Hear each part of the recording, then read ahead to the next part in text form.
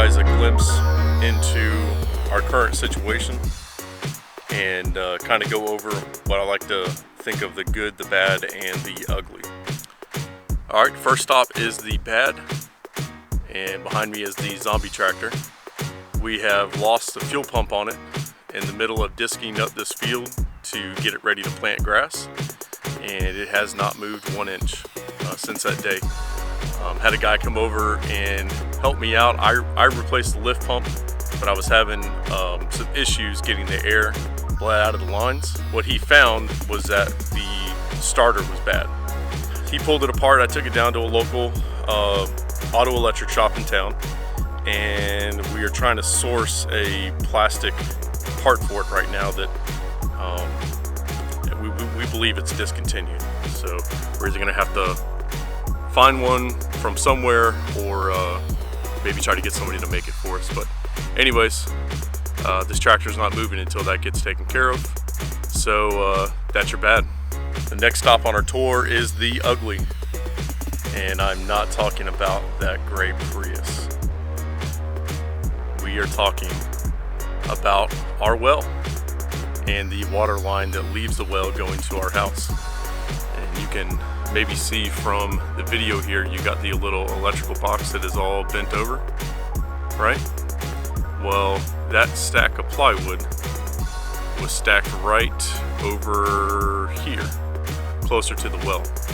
And the other night we got about a 16-mile-an-hour wind gust, and it pushed that whole entire stack over, hitting the pressure tank, the electrical box, and then twisting our house line, breaking it off right at the ground. So in a panic, I had to run to Home Depot, which closes at 5 o'clock. Did not know that. Had to rush to get all of the parts that I needed because I am not prepared when it comes to plumbing whatsoever. And dig that up and fix that house line. And that was a pain. We went through, I believe, 4 different 90s, almost a 10-foot stick of pipe, and 5 couplings when we were all said and done. If it wasn't for the neighbor down the road, we would have been without water until Home Depot or Ace opened back up again. So word to the wise, be very careful around your well because it's not fun. It's not fun. All right, last stop. Here is the good. Try to ignore my nose hairs. I haven't trimmed in a minute. But as you can see behind me, we have trusses. We have lots of trusses. Beautiful trusses, the biggest trusses. Everyone says we have the best trusses. But I took a moment when the weather was calm enough that we could work. I took a moment to run out here and do what I can. Chrissy came out and helped a lot to get these up in the air. That actual process went through a lot quicker than I imagined. You know, whenever the rain dies down, I've been coming out here and just throwing a few nails and a few straps up and just kind of looking at things, adding some extra toenails, you know, just doing what I can because I don't want a day to go by to where there's just nothing going on. It feels like it's not a very productive day. So I think what I'll do now is I'm going to continue strapping. The weather seems like it's getting drier. It is substantially cooler than what it was this morning. And I'll try to get you set up and move along with you. All right, we are on the outside looking at the gable end of the truss. And if you notice on the corners, see if I can point to them, corners right there and opposite, have got a flat strap on there. It is roughly about 6 inches long, and I put 3 nails, 3 on the top connected to the truss, and then 3 on the bottom connected to the 4x4 post. Something I wanted to mention, I didn't bring it up earlier, but when we built this front wall, and that would have been, I believe, the 3rd episode that I did, we had a hump right here towards the middle. We had a hump right in there, and I was thinking with weight on it, we could maybe push that hump back down and it would compress with load, but that's not the case. When we put this gable end on, we had about a 2.5 to 3 inch gap on each end of the truss. Right at the edge. It was teeter-tottering while it was up there. It could not be nailed down. It could not be toe-nailed. There was nothing that we could do. So I lost about a half a day, and just a recommendation: make sure the top of that top plate is as level as you could possibly get it and flat, because I had to tear the the gable end off, push it out of the way, take the top plate off, take the second top plate, or the I guess the top of the wall, the bottom top plate off, secure all of these studs, and then run a chalk line to get my marks and cut each individual piece, as well as the little pieces above the header, so that I could bring that down. That was a very bad mistake, and a very good lesson learned. On the bottom of the truss, I went down the edge where it hits the top plate, and I nailed it about every 16 to 24 inches just to give it a little bit more strength. I'm not sure if that was something I should have done, but I believe that it helped out a lot. Just standing on the ladder grabbing it, it feels more sturdy. So give me a minute. I'm going to get this get set up on this ladder, and I'll show you what I did on the inside for the gable. All right, so on the end of the gable, I found these little L brackets, and remember we have a flat strap on the outside going down onto that 4x4. So on the inside, I figured we just put a L bracket to give it some more strength over here. Ran 4 into the top plate, 4 into the truss. So take a look over here. Kind of see we ran the hurricane twist strap, hurricane straps. I don't know what you call them, but 3 nails on the top, 3 nails on the bottom. Every truss I go to, we're just looking at the toenail that was put in when we set these trusses up here.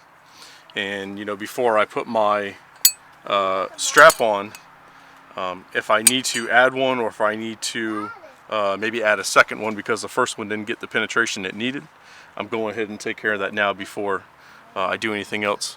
So you may see behind me our 2 little helpers, which are out here supervising.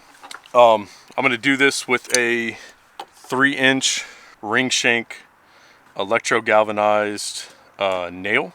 Just looking around, they don't recommend you using anything smaller than 3 inches because you're not going to get the penetration you need into this top plate when you do toenail. So we'll get this thing started here and get this in.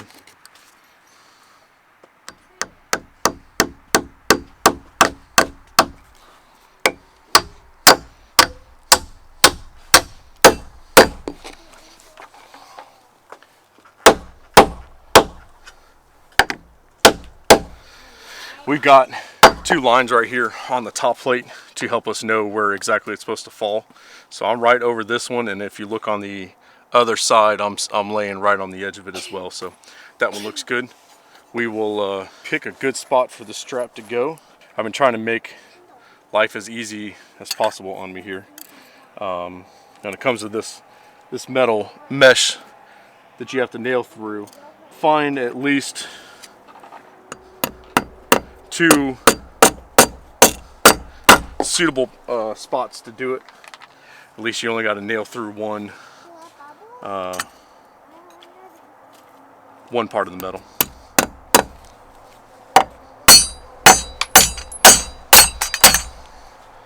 There's one of the risks of not setting it all the way.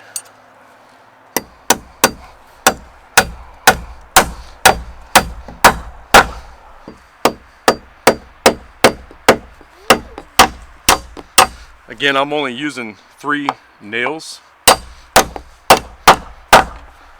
3 on top, 3 on the bottom.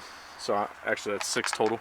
I haven't found a good spec to explain to me how much I'm supposed to use. But just going based on some of the building forms, a lot of these guys with these twist straps this size are only using 3.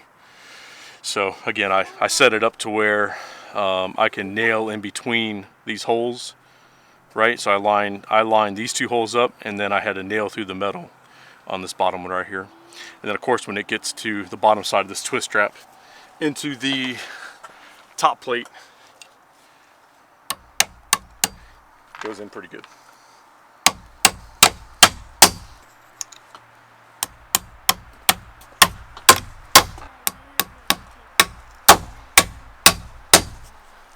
We now have 2 toenails, one on this side, one on the other side. This one you see here was not holding it on, so that's why I added a second one to it. And I'll try to get y'all set up so you can watch them do the rest.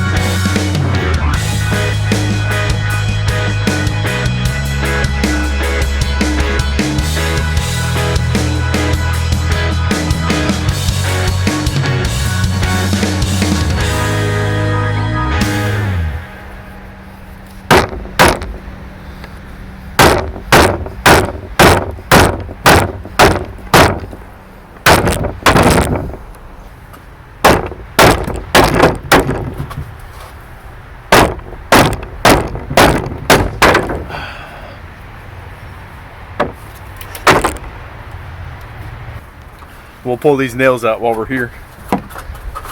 Saves us the trouble of doing it when we go to try to set this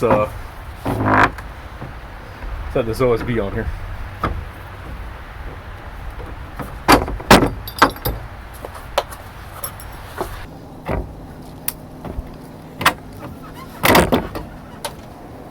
Oh.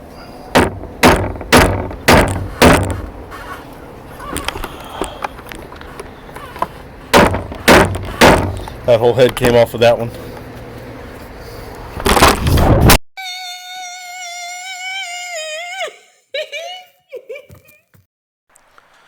Alright, so that did not work as planned, but what I did do is went ahead and nailed up all of the bracing on the opposite side of the shed, which was my goal. There's still one more board on the side I don't want it to be on, but I'll get that taken care of tomorrow. So that'll do it for today. Hope you guys learned something. Hope you guys laughed a little bit. I did my best, and rain is starting to pick back up again. My neighbor stopped by for a minute to just talk about current events and some projects he's got going on, which is always good to see. But we're going to go ahead and cut it off. Dinner is ready, and I don't want to make the missus upset. So thank you again for stopping by, and if you like this and the other content that we have done, please feel free to hit the like button and also subscribe, and we will see you on the next one.